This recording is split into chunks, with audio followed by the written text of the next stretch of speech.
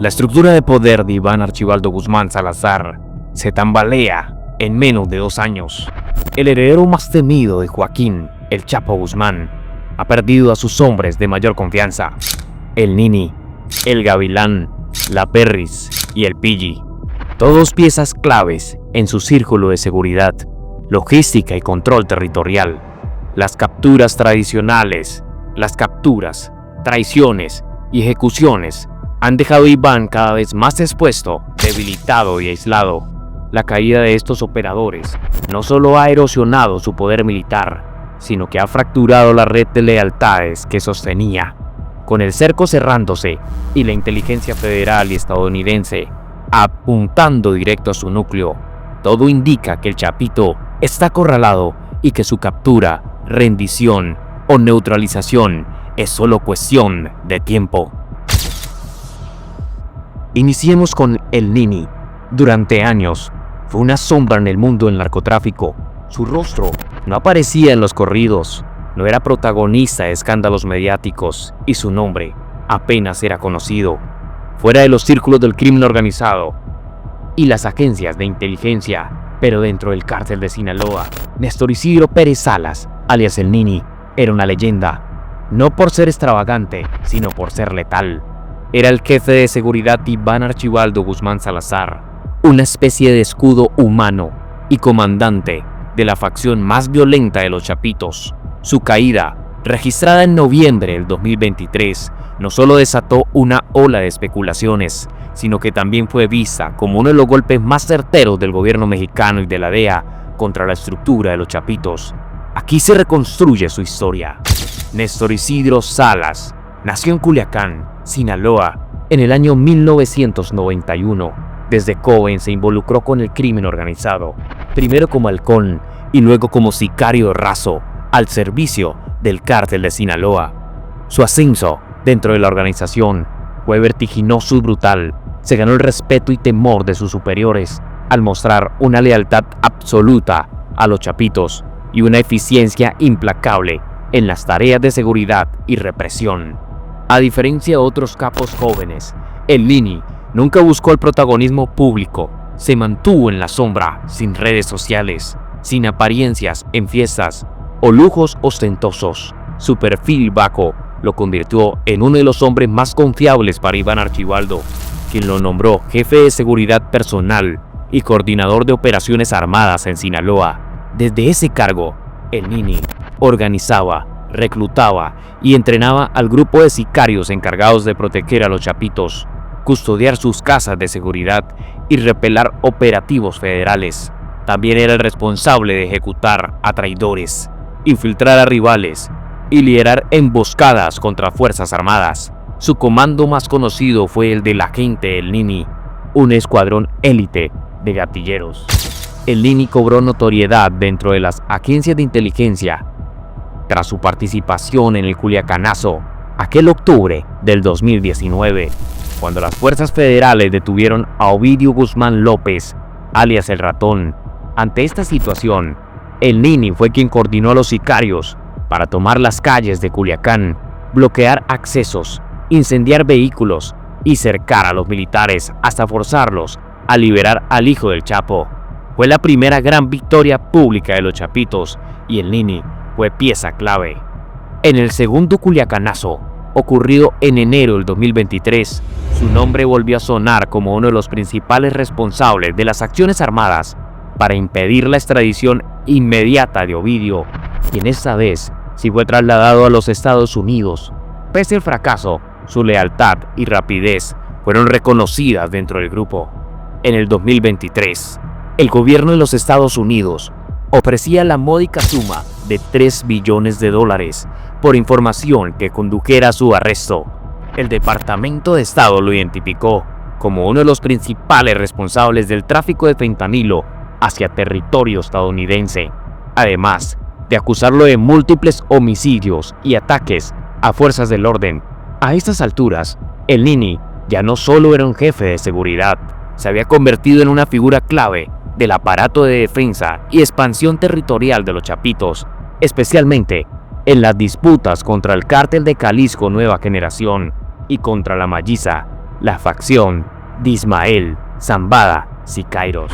El 22 de noviembre del 2023, en una operación encubierta, fuerzas especiales del ejército mexicano y la Guardia Nacional, con apoyo de inteligencia estadounidense, lograron cercar una casa de seguridad en Culiacán, donde se encontraba escondido el Nini. Según fuentes oficiales, el operativo fue ejecutado en la colonia La Ribera, al norte de la capital sinaloense. A diferencia de otras intervenciones, esta vez no hubo balacera. Se trató de un movimiento quirúrgico, silencioso y rápido. El Nini fue arrestado sin resistencia, lo que provocó sorpresa entre quienes esperaban su detención desatara una nueva jornada de terror como los culiacanazos anteriores. Las Fuerzas Armadas habían aprendido de los errores del pasado, usaron drones, intervinieron comunicaciones y llevaron a cabo una operación relámpago que no dejó margen de maniobra a los sicarios de los Chapos. La captura de Nini generó una serie de consecuencias inmediatas. Primero, desarticuló el anillo de seguridad de Iván Archibaldo. Sin el Nini, los Chapitos quedaron vulnerables, obligados a reestructurar su esquema de protección con urgencia. En segundo lugar, su grupo de choque, la gente del Nini, quedó desencabezado. Sus hombres se desabandonaron, algunos desataron, otros y fueron arrestados o ejecutados por traición. Además, la forma precisa de la captura hizo sospechar de una traición interna. Se reportaron ejecuciones entre miembros de bajo y medio nivel. También se activó una alerta roja en Sinaloa. Durante varios días, las fuerzas federales mantuvieron presencia reforzada en Culiacán ante posibles represalias. Sin embargo, el aparato de los Chapitos quedó tan desorganizado que no lograron articular una respuesta inmediata. Por último, surgieron rumores sobre una posible cooperación de Nini con las autoridades, lo cual representa un riesgo enorme para la cúpula de los Chapitos. Actualmente, se encuentra preso en un penal de máxima seguridad en los Estados Unidos. Su extradición a ese país se dio en el 2024 y fue durante el gobierno de Biden quien insistió se le procesara por cargos de conspiración para traficar fentanilo, el lavado de dinero y asesinatos múltiples. De hablar, el Nini podría detonar una serie de arrestos dentro y fuera de Sinaloa. Su conocimiento sobre las rutas, operadores financieros, pactos con autoridades corruptas y relaciones internacionales del cártel lo convierten en una bomba de tiempo. La caída de Néstor Isidro Pérez Salas, alias el Nini, es un hito dentro de la estrategia del gobierno para debilitar el núcleo de los Chapitos. No era un capo, pero sí el arquitecto de su supervivencia militar. El cerebro que protegía la ausencia. El cerebro que protegía la estructura física de Iván Archibaldo y Ovidio. Hoy, esa estructura se tambalea. Las ausencias del Nini ha sido tan sensible que se ha traducido en derrotas territoriales y pérdida de control interno y una sensación generalizada de inseguridad entre los altos mandos de los Chapitos. Más que un sicario, el Nini era el escudo y ahora ese escudo ha sido perforado. El Gavilán. Durante años, Juan Luis Castro Morales, mejor conocido como el Gavilán, fue uno de los brazos más violentos y confiables de Iván Archibaldo Guzmán Salazar. Su nombre no figuraba en la lista de los más buscados por las autoridades, ni encabezaba organigramas oficiales del cártel de Sinaloa. Pero entre los pasillos oscuros del narco, el Gavilán era temido, respetado y conocido como uno de los principales operadores armados de los Chapitos, especialmente en el área de inteligencia territorial, cobros y limpieza interna. La historia del Gavilán es la de un soldado hecho y forjado en la guerra. Originario de Badiraguato, Sinaloa, fue criado en la violencia. Desde joven se involucró con la estructura de los Guzmán y fue ascendiendo gracias a su disciplina, sangre fría y lealtad incondicional. Se decía que era el encargado de ejecutar a quienes traicionaban a Iván o se atrevían a simpatizar con la facción de Ismael Zambada. También cumplía funciones estratégicas, coordinaba traslados de armamento, cuidaba casas de seguridad y controlaba zonas urbanas críticas para el trasiego de droga.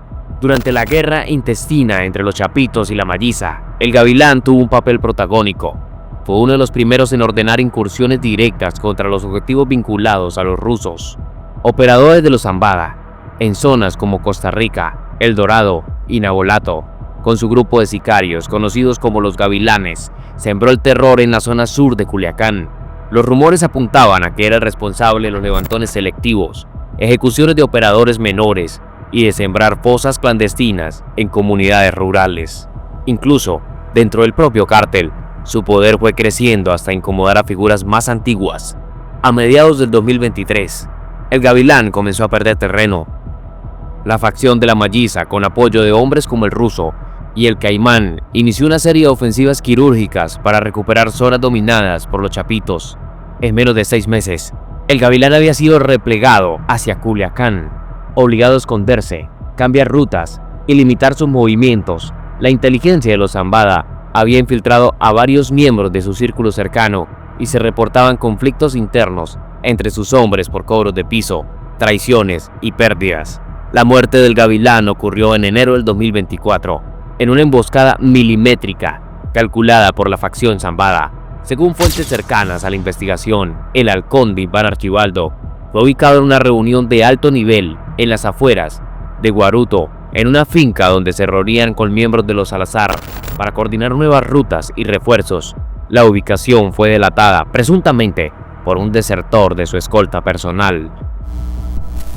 Durante la madrugada, más de 20 hombres fuertemente armados, presuntamente el equipo del Ruso y el Mallito Flaco, irrumpieron en el sitio. Se trató de una operación tipo comando. No duró más de 15 minutos.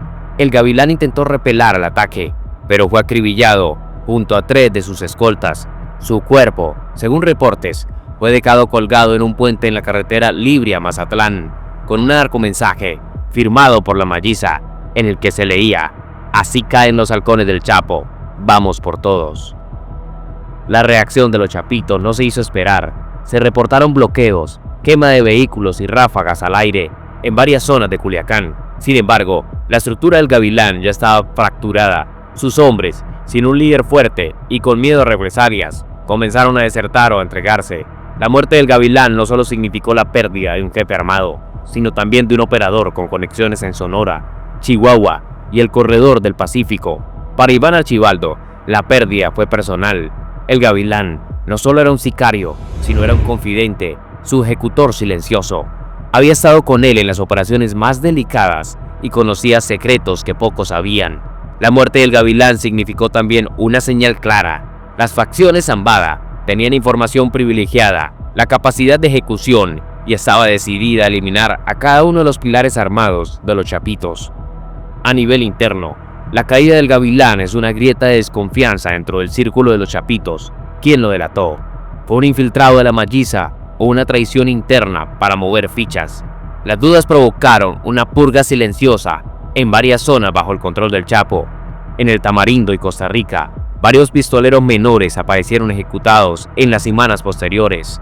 Las ejecuciones no fueron reclamadas por ningún grupo, pero todo apunta a que Iván quiso cortar cualquier raíz de posible traición.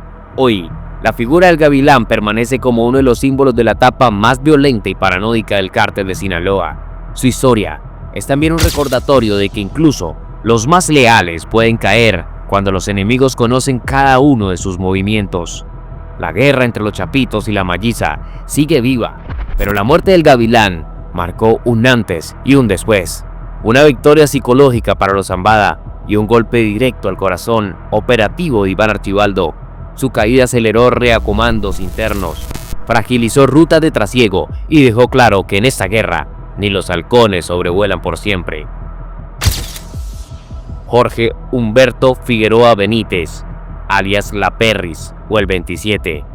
Durante años, el nombre de Jorge Humberto Figueroa Benítez, mejor conocido como La Perris o simplemente el 27, permaneció oculto bajo la sombra de los grandes capos del cártel de Sinaloa. No era una figura mediática como Iván Archibaldo Guzmán o Ovidio Guzmán López, pero su rol era clave dentro de la maquinaria de guerra que sostenía a los Chapitos. Era su jefe de seguridad, operador de confianza y coordinador logístico y enlace con células armadas. Su caída y posterior traición ha sido considerada por muchos como uno de los golpes más graves que ha recibido la estructura de los Guzmán en los últimos tiempos. El origen y el ascenso silencioso. Originario de Sinaloa, La Perris comenzó como escolta de bajo perfil, pero su eficiencia y disciplina lo fueron llevando rápidamente hacia los círculos internos del poder. Su especialidad era la protección y la discreción. Nunca fue captado en videos ostentosos ni formaba parte de los operativos espectaculares. Su trabajo era silencioso, quirúrgico. Se encargaba de planear rutas de escape, esconder a Iván Archibaldo en momentos críticos, coordinar el traslado de armamento y garantizar que las casas de seguridad tuvieran los recursos logísticos para sostenerse semanas en caso de emergencia. Su apodo, el 27, viene de su clave dentro de los radios de comunicación interna, un número que con el paso del tiempo se convirtió en sinónimo de confianza dentro del núcleo de los Chapitos. La Perris era quien gestionaba a los sicarios encargados de la protección de la familia Guzmán Salazar. Su palabra tenía peso entre los gatilleros. Nadie cuestionaba sus órdenes porque sabían que venía de arriba. El punto de quiebre empezó a manifestarse en el 2023, cuando la guerra con la facción Zambada se intensificó. La presión por controlar Culiacán y las zonas estratégicas como Nabolato, El Dorado y Costa Rica puso a prueba la lealtad de varios operadores.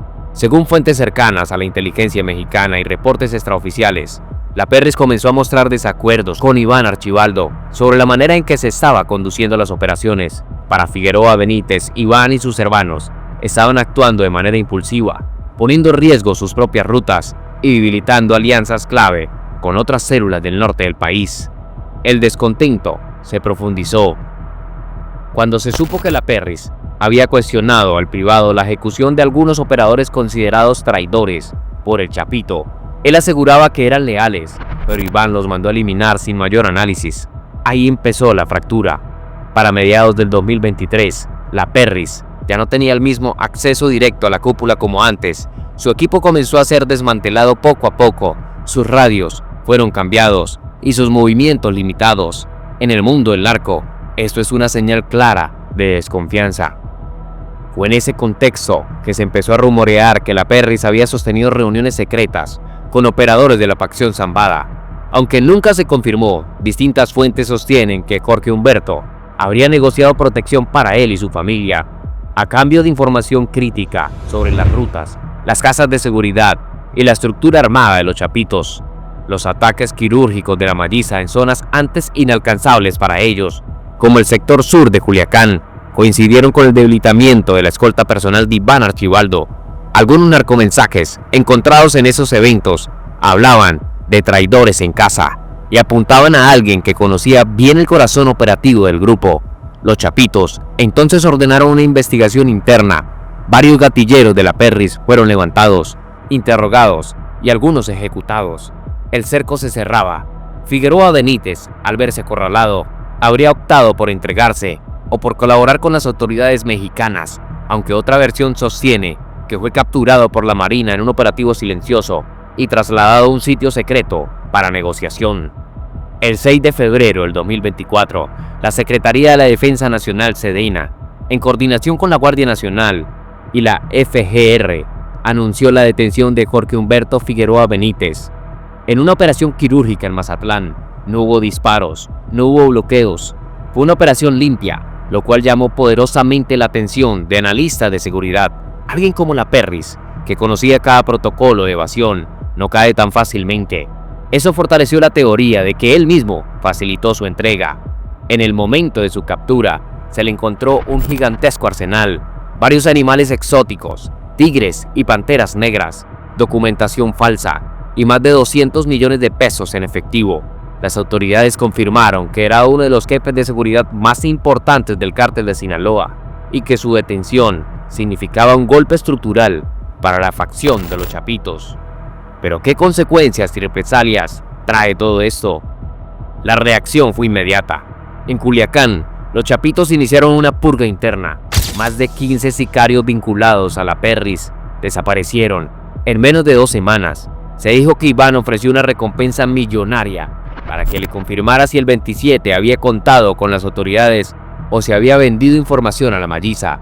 Los Guzmán Salazar, paranoicos, reforzaron su seguridad, abandonaron casas de confianza y cambiaron de esquema de comunicación. El impacto de su caída fue tan profundo que incluso se habla de un reordenamiento en las estructuras operativas de los Chapitos.